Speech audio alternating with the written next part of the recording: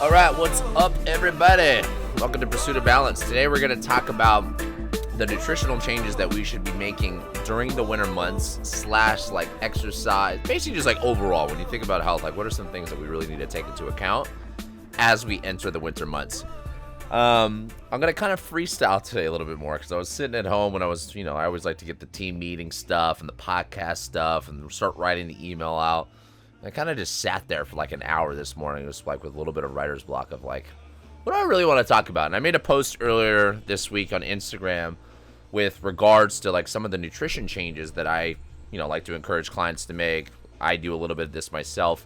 A lot of this conversation, as most conversations go when I talk about nutrition or health or, fitness or, whatever it might be, I tend to focus on the mass goal for people, which is getting leaner or losing body fat.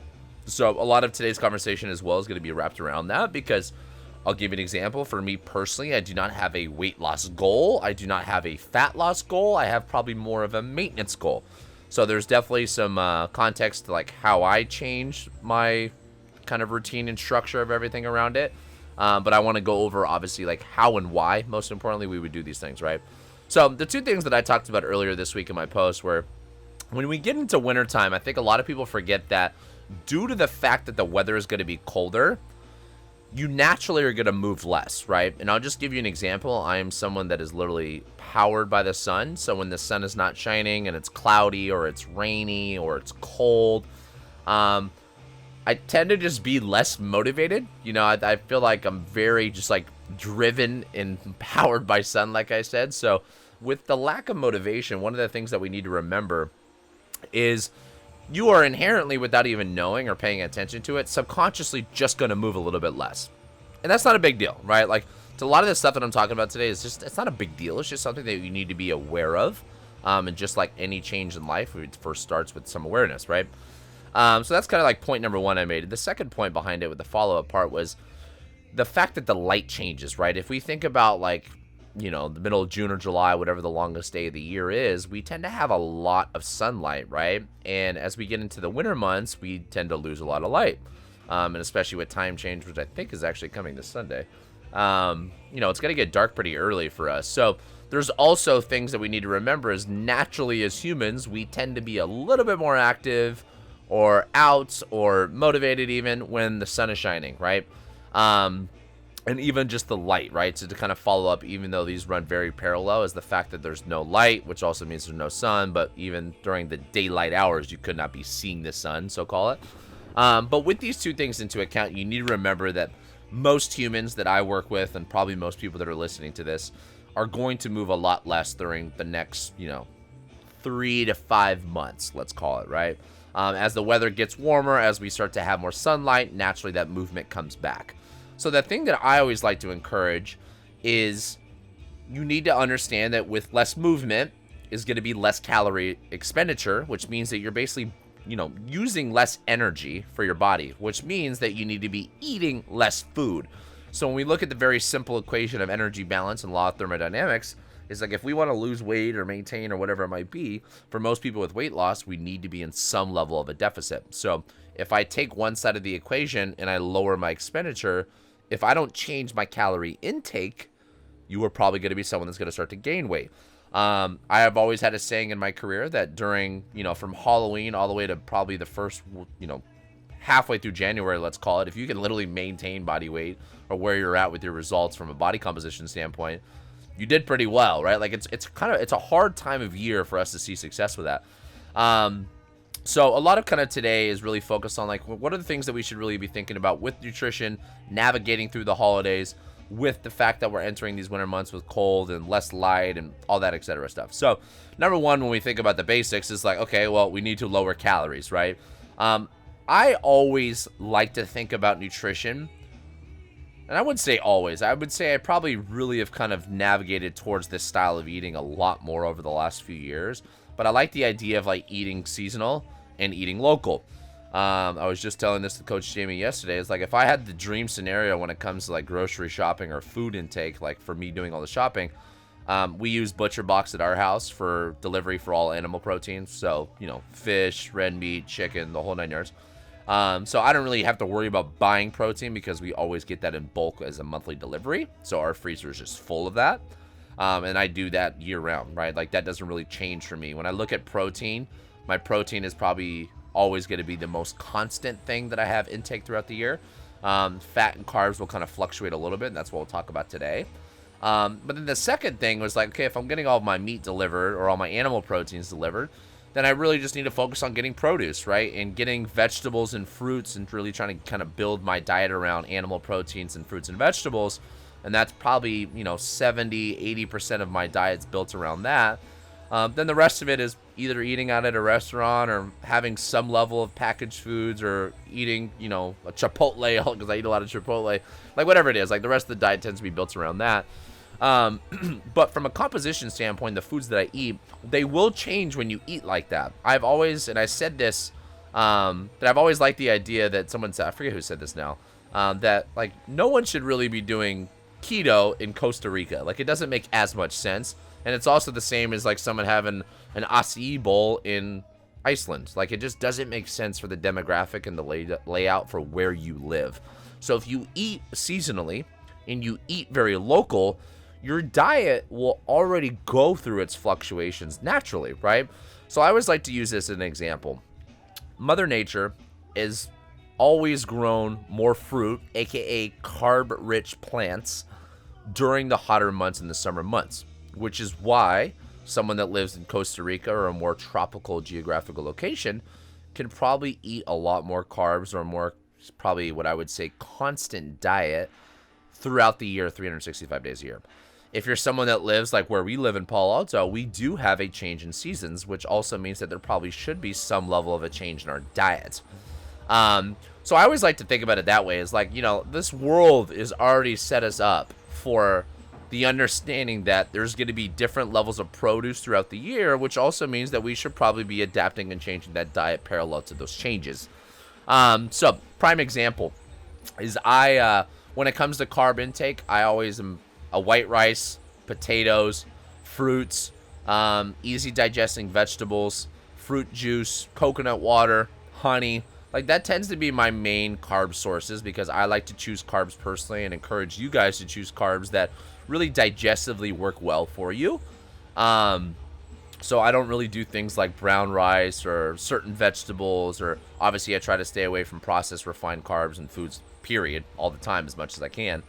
But during the winter months, I eat less fruit, I have less fruit juice, and I kind of almost have like a carb cycling approach. I'm going to do a nutrition challenge. I don't really want to call it a challenge, but more of like a framework for you guys to have some structure throughout the rest of the year that I'll organize with like weekly Zoom calls or things like that. And I'll give you guys more details on that, so stay tuned for sure. But, what I mean by carb cycling is like sometimes during the summer months, because I have so much movement, so much activity, so much sunlight, and I'm just out and about all day because I want to be outside because it's nice outside, I take a lot more carbs in. So I almost have carbs like for every meal, and even for breakfast, even if my carbs are maybe more fruit-centric, I'll have a lot of fruit, or I'll have a lot of honey, or I'll have a lot of whatever it might be, a fruit juice, even orange juice, things like that. As I get into the colder months, I like to kind of restrict some of those things a little bit, right? So I try to maybe focus on a little bit more of the vegetable side of things that I like, and less fruit. And the fruit that I am eating, I try to be focused a little bit more on like the type of fruits that I'm getting. So for example, like pears are in season. So I'm eating a little bit more pears. I know December, like oranges are going to be popular during that time of year. So I'll try to eat my fruits kind of in alignment for what's growing locally around us during this season. But the second thing is when we look at light, one of the things that, longevity biohacker people like to talk about all the time is try to take in most of your calories when the sun is shining. So when we don't have daylight, try to remove some of the intake of food. And that's going to help us with circadian rhythm, which is obviously going to be ideal for optimizing the way you sleep, which is going to optimize hormonal production, which is going to optimize your recovery, your training, the whole 9 yards, right? So really paying attention to circadian rhythm and understanding that your circadian rhythm does have fluctuations throughout the year because light has fluctuations throughout the year. So with less light, your body is going to start to maybe release more melatonin at an earlier time. But if you're someone that has a lot of lights on throughout the night or still eating really, really late at night, I'm a victim of this one myself for sure. you kind of disrupt some of that. And naturally in the winter months, we actually should be getting a little bit more sleep, just due to the fact that we're having a little less daylight, right? So what I also like to try to think about doing and encouraging for people is trying to have dinner a little bit earlier in the winter months, right? So trying to focus on, that good 2 to 3 to 4 hour rule before bedtime. And for some people, they're already eating naturally pretty early, so it's not a big deal. For me, like, I'm one of those people that I have to really focus on that being kind of an essential part to kind of the routine for myself, just because I naturally don't do it as well. In the summer months, it's like, I don't want to say less important, but it's just like obviously having daylight till almost 8 o'clock, 9 o'clock every day. Like, I almost go to bed a little bit earlier, I think, in the winter, just because it's dark for, a couple hours before I go to bed. I just naturally like start feeling like I'm ready to fall asleep around 9:30 or 10 versus like 10:30 or 11 during the summer months. So those are adjustments that I would think about, right? So like understanding that, yes, there needs to be some level of like maybe more intense calorie restriction, but the understanding that holidays are coming and we are going to have family in town and we're going to eat more food and we're going to have more alcohol, we're going to have more dessert. I like the carb cycling approach during these times. Carb cycling, or cyclical ketosis, which is another fancy way to say it, like maybe in the days that I can't control, I really, really try to focus most of my diet around things that are going to be very protein, healthy fats, and very, very low carb fruits or vegetables. And mainly, just like I said, having maybe more vegetables depending on the activity level. And what this allows us to do is when you have these holidays, so like when we have Thanksgiving coming up, or we have holiday parties with work, or we have family in town for the weekend, or you have whatever the holiday is, it doesn't matter what you're celebrating. In today's day and age, just got to say happy holiday versus things like Merry Christmas and things like that. But so whatever you're celebrating, like there needs to be some adjustment for those periods, right? Because the fact that you're having less movement with a shit ton more calories or carbs during the holidays or during those events, we need to make up our adjustments and do our due diligence on the other days that we have better control and management of what we're intaking, right? So that's kind of where I always like to leave it, right? And the last thing that I always like to kind of like touch on, which is, something that's a little bit more high level, is your body, when the sun is shining and you're taking in a lot of direct sunlight through the eyes and the skin, your body actually does a better job at metabolizing glucose, right? It's not to say that you don't see sun, that you shouldn't have any carbs or sugar. It's just to say to understand that your body is not going to be as effective as it should. So there's a lot of research and science that's backed this up, but a lot of us just don't take that into account. We tend to just eat the same way throughout the year. And to be honest with you, some people actually even eat more carbs during this time of year. I would encourage you and challenge you to try to almost eat a little bit more keto-ish during the weekdays. Maybe instead of having 3 or 4 meals a day, you're having 2 or 3 meals a day. Try to figure out these management systems and tactics that you can use that are just really, really organic ways for you to be like, okay, that's like a cool way for me to manage calories a little bit more. By reducing your carb intake a little bit, you're naturally going to eat a little bit less, right? Like the reason why keto tends to be so effective is because you're removing an entire food group. I'm not going to get all sciencey and why certain diets work better than others, because I personally come from a bias that the reason why most diets work is they do a really good job at somehow eliminating calories. So that's always one thing to think about. So that's kind of the nutrition side. Those are like little pointers and things that I would say, like, I would encourage you to really kind of reevaluate what you're currently doing with that. Now on the training front, I made another post about this yesterday. The fact that we have less movement means that we should really be focused on more exercise. So movement and exercise, I put them in the same dimension for, health optimization. But they are different, right? Taking 10,000 steps a day with just daily movement throughout the day is different than you going to Functional Lifestyles and doing a class for an hour. Functional Lifestyles would be your dedicated exercise time. Your 10,000 steps would be your non-exercise activity, thermogenesis. And both of these obviously have a role in energy expenditure, right? So during the fact that we understand that in the winter months, we're probably going to be maybe moving a little bit less, or maybe those people that are walking 10, 12, 15,000 steps a day or more, you'll naturally see with your step counter that people just tend to get a little bit lower. That maybe they're like 8 to 12 instead of 12 to 15 or 6 to 10 or whatever it is. If you're someone that doesn't really like adjusting a lot of your nutrition or restricting calories, I am one of those people, then let's try to focus on either A, staying motivated enough to continually your movement even through the winter months when it's cold. Like, for example, I love walking my dog every single morning for 20 minutes to go 10-minute walk to the park, throw the ball with her for 10, 15 minutes, and walk 10 minutes back. So let's call it 30 minutes. I love starting my mornings like that. I will tell you right now, looking you dead in the eyes to this camera, that when it's 40 degrees outside, it takes a lot more motivation, right? So I'm not going to be lying to you. I think this week I only did it 3 times instead of like 5 or 6. So those are things that as you create awareness around like, wow, these are these little things that I'm just like moving a little bit less with, your body's burning less calories, right? So, but if you're someone that really is not going to be accountable enough to keep the movement up, which 99% of us probably are in this camp, then what I would do is let's focus on making sure that we're always getting exercise in, right?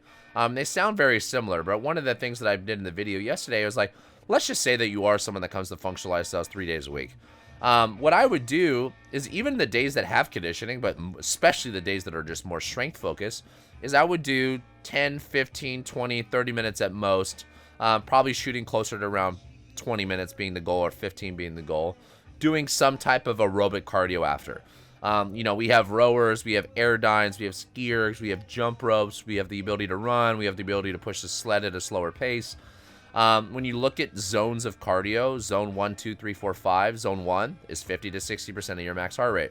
Zone 2 is 60 to 70. Zone 3 is 70 to 80. Zone 4, 80 to 90. Zone 5, 90 to 100. You get the drift, right? If you're someone that doesn't have a heart rate monitor or, tracker of any sort, and when you want to know if you're in an aerobic zone, it is just a really easy way to do this is just breathe through your nose. And if you can't breathe through your nose, you're probably at a too high of a zone.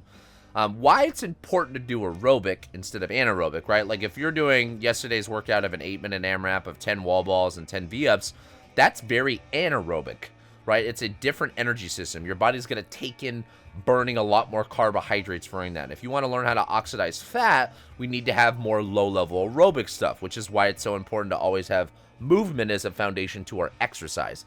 It's important to do both. But the worst thing you can do is like kick your ass in the gym for 60 minutes and then go ride the Airdyne for another 20 minutes doing sprints. Like I can tell you right now, most people are just not going to do that, period. But B, it's actually not going to be as optimal as what we would want, right? We want to have some lower level cardio stuff that's more what we will call quote unquote in the movement kind of bucket. So I would always encourage everybody that if you're already at the gym, spend the extra 20 minutes doing a little bit more aerobic work, right? Make it low level. It doesn't need to be super intense, but just like move for an extra 15, 20 minutes. Or I would encourage you to do something more at home, right? Or take more hikes or go on a walk more during the day.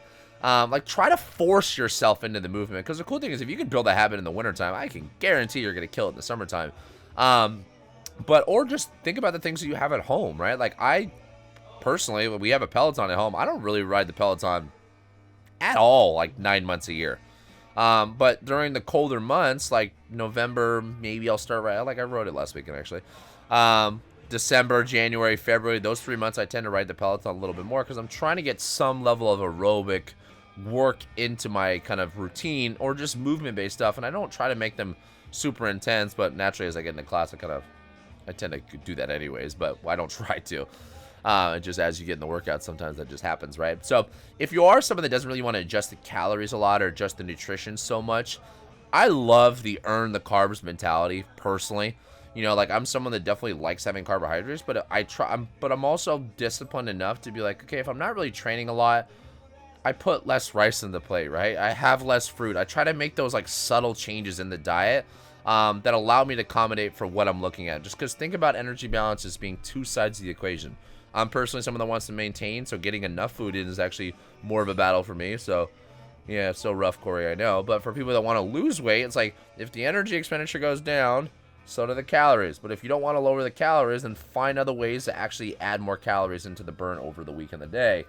So those are kind of your two options with that, right?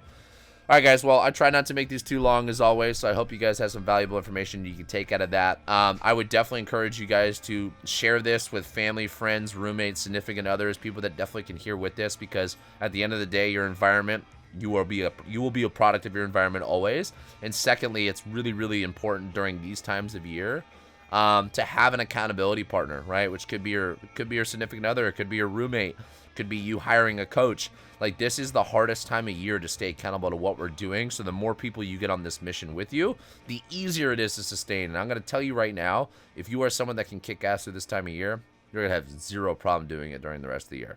It's just easier to stay motivated, I think, when the light's out. And who knows? That could just be my bias. I don't even know if it's true. But as always, have a good weekend. Take care. See you guys next week.